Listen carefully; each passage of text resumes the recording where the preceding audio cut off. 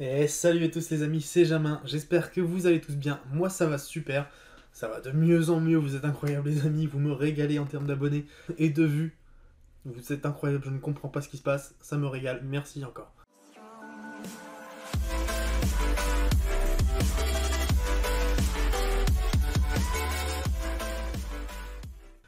Aujourd'hui on se retrouve pour une nouvelle vidéo qui va concerner le Tour d'Italie, et oui aujourd'hui on va parler cyclisme, on va aborder ce Giro 2021, même s'il a déjà commencé comme on le sait, et qu'il y a déjà 2 étapes qui ont été disputées.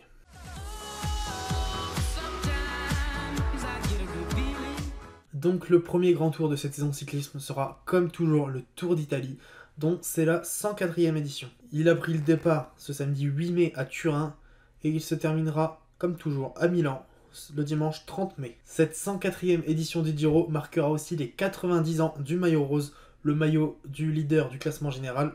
Et pour l'anecdote, c'est le Belge Eddy Merckx qui a porté le plus ce maillot rose avec 78 jours où il a porté le maillot rose.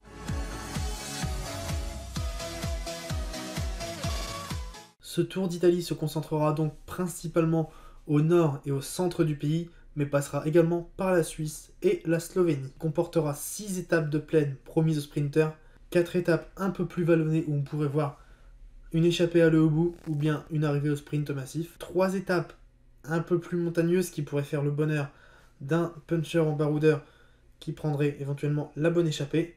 On aura également 6 étapes de haute montagne où les grimpeurs se disputeront le classement général entre favoris. Et enfin, on aura 2 contre-la-montre assez décisifs, puisque comme on l'a vu, il y avait le contre-la-montre samedi lors de la première étape, où il n'y a pas eu de trop gros écarts, ça n'a pas trop de favoris ont perdu du temps. Et il y aura également le contre-la-montre le dernier jour pour l'arrivée à Milan.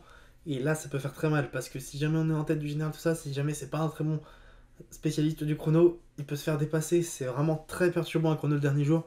Mais ça laisse aussi un suspense insoutenable. À l'heure donc où cette vidéo sort, il n'y a eu que 2 étapes qui ont été faites. C'était la première, le contre-la-montre autour de Turin, remporté par l'Italien Filippo Ganna de l'équipe Ineos.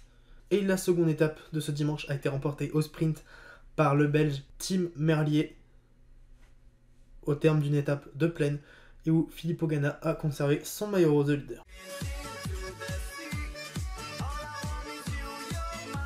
Pour les favoris, donc, on a l'un des plus grands favoris de ce Tour d'Italie. C'est évidemment le Colombien Egan Bernal, ancien vainqueur du Tour de France en 2019, qui fait partie de l'équipe Ineos Grenadier. Ineos Grenadier, dont le sponsor, du coup, est propriétaire actuel de l'OGC Nice, dont l'actionnaire est donc Jim Ratcliffe, PDG du groupe Ineos, tout simplement. Dans l'équipe Ineos, on retrouve également Filippo Ganna, l'italien, qui a donc remporté la première étape, qui est un spécialiste du contre-la-montre, qui est donc maillot rose actuel, et également champion du monde du contre-la-montre. On peut également citer le Slovaque Peter Sagan, tout le monde connaît Peter Sagan, multiple champion du monde de cyclisme sur route, et l'un des meilleurs sprinteurs au monde, si ce n'est le meilleur sprinter au monde. À l'heure actuelle, il a des concurrents, mais à une époque, c'était indiscutable. Alors quand on regardait le Tour de France, chaque fois le maillot vert, c'était Peter Sagan, il n'y avait jamais de question.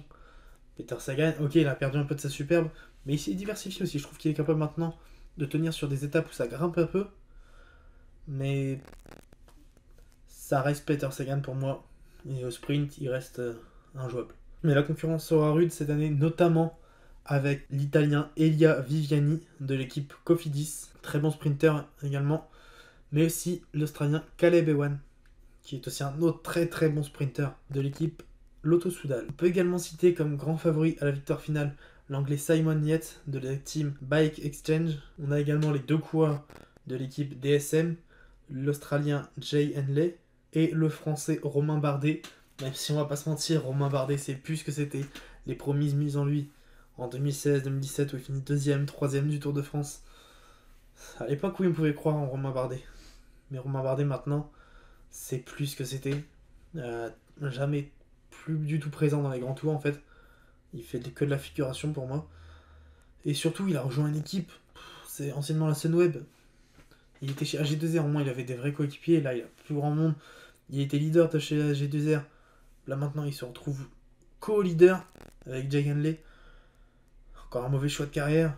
Et surtout que il a plus grand chose. Après, s'il continue à être à ce niveau, s'il retrouve sa superbe, ce serait génial. S'il continue à être à ce niveau, il va juste devenir un des lieutenants de Henley, quoi.